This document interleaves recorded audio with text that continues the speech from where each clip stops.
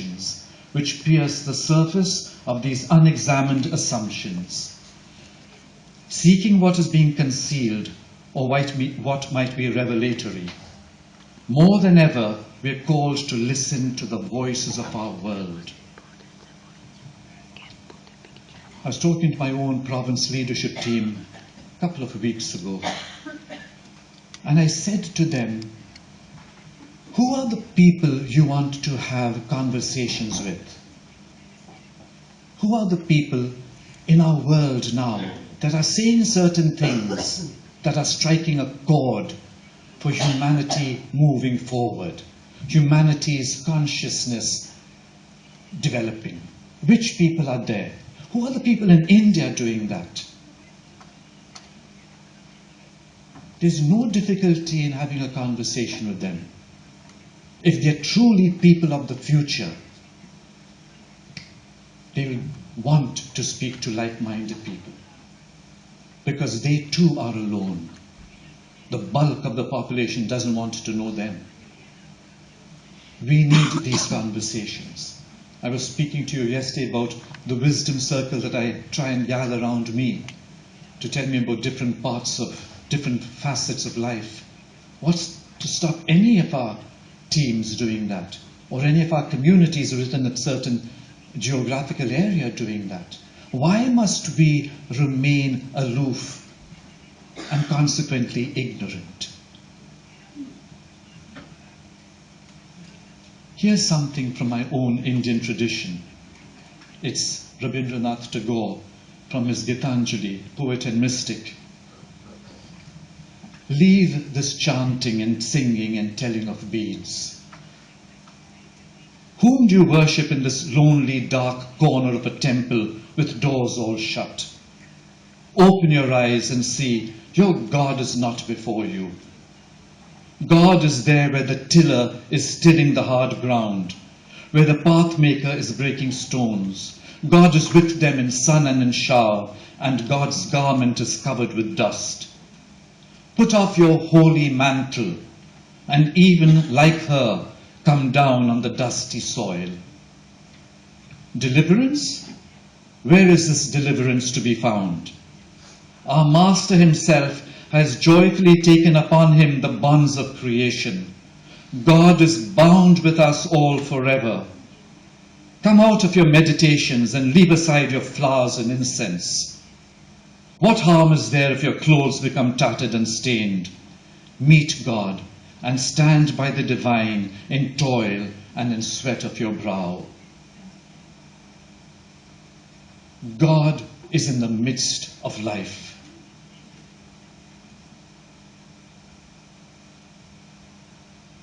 We have our temples and our churches and our tabernacles where we keep God safely sequestered, shut away from life. We control God through that. We are always torn between the wish to regress to the womb and the wish to be fully born. Every act of birth requires the courage to let go of something. Every act of birth. To let go of the womb. To let go of the breast. To let go of the lap. To let go of the hand. To let go eventually of all certainties and to rely only upon one thing, one's own creativity. To be creative means to consider the whole process of birth, not to take any stage as a final stage. Most people die before they're fully born. Creativeness means to be born before one dies. In their work with organizations facing change, systems experts find themselves listening to and supporting a number of religious communities in recent years as these communities struggle to find their way into the future. They use the model of living systems as against the mechanistic model that most congregations base their organization on. You know, we've been brought up on a mechanistic model, the way we divide ourselves. the hierarchy, the provinces, the regions, all nicely done up. That's not how nature organizes itself. When one is familiar with the nature of living systems and how life works, it is comparatively easy to see the elements that lead to decline and ultimate system collapse.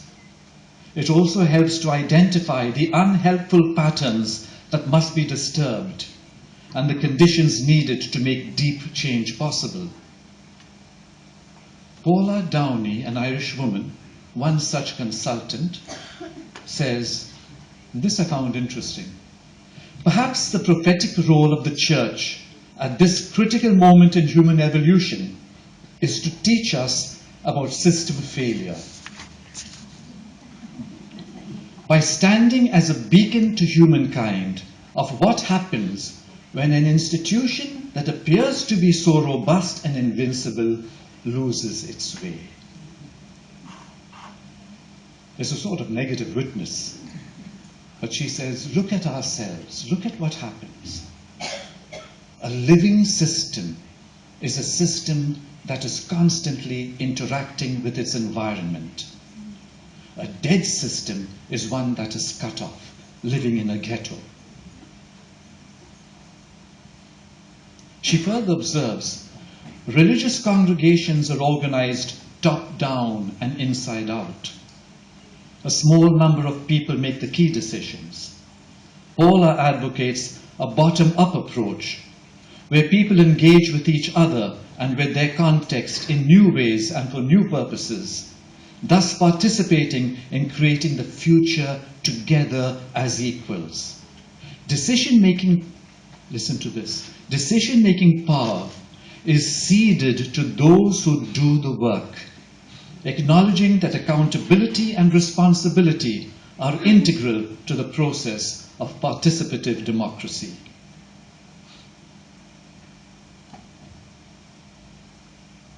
I can tell you that we really struggled with this, as a congregation, really struggled. How to allow the people who are actually doing the work to make the decisions. And it's in that sort of a setup that the whole principle of subsidiarity comes in. You make decisions at appropriate levels. As a CLT, we would say to provinces, we are not coming in to fix up your mess. Neither are we coming in to give advice. If invited, we will come in to share the wisdom that we're gleaning from around the congregation and from other congregations. But you make your decisions. We might challenge some of the decisions they make. I remember on one occasion when one province wanted to close down a certain mission in the Sudan, and I asked them to reconsider. That's all I did. But, that's the sort of thing, or to say, I would really love it if you opened a mission in such and such a place. You have the personnel to do it. I really think this is the way forward for you. But it's your decision. You decide. And what prompted us to do that?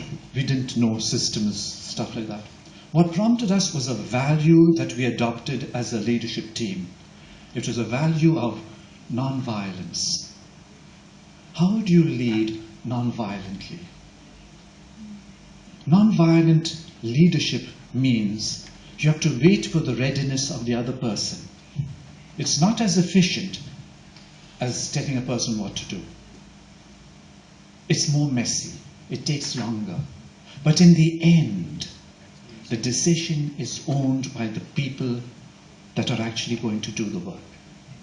And as one of my brothers on the team, Jack Marston, used to say, he said, slower is faster. Great wisdom. Slower is faster. If you go about it slowly in the beginning, then it catches on and boom, it just takes off.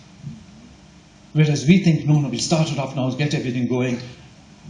But they've blocked at every stage then because people have not been brought on. So We are living at the hinges of history. These are the moments when the old gives way to the new. Johannes Metz, in Followers of Christ, says about the origin of religious congregations, they are more apt to appear in times of turmoil and disorientation. These are the historical times when pain is deeper, aspirations more acute, when a settled world's values are upended. In short, when an old world order is dissolving and a new world is in the making. Charism is at its most active here. Did you ever stop to think why the Spirit hovered over chaos in Genesis? Because chaos is the breeding ground of the Spirit. The German writer Lindworsky says, attention must be drawn here to the danger of illusion. Anyone entering an ecclesiastical order so as to live according to a rule approved by the saintly founder of that order does not by that very fact automatically take over the religious aim form of the saint, but only takes the external manifestations of it as are legislated for. So, when someone comes to join you, and you bring someone through it and say, yes, and you're novices and so on, what are they actually taking on first? They take on the external manifestations of how that life is lived. It's not necessary that they're imbibing the spirit of the founder. The inspiration that animated the saint and was the most important thing in her foundation of the order cannot be transmitted by verbal formulas or an external refrain of conventional catchwords. This inspiration must be experienced anew by the novices, must be applied by each individual. Each one to a certain degree must become the founder of the order, grasp the ideal of the founder, animate oneself therewith, and apply it to oneself and one's particular conditions.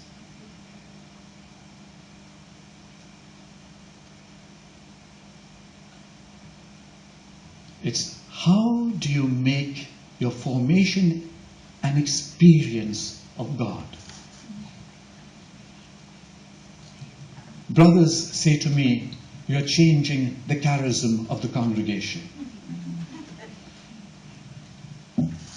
It's ironic because, as you know, the congregation leader, and I suppose each major superior, the task is to safeguard charism. That's it. The question is, how do you safeguard it? You can do it like the person in the Bible. Takes it, digs a hole, puts it there, and makes sure nothing touches it. Or you can trade with it, allow it to go around, expose it to the world. I prefer the second way. Allow it to mix. Then the charism is rooted not in 1802 when Edmund began, but in 2015 where we are living now.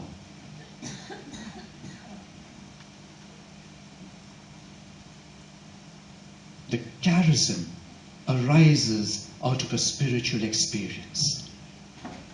You can do all the external things properly. It's a spiritual experience.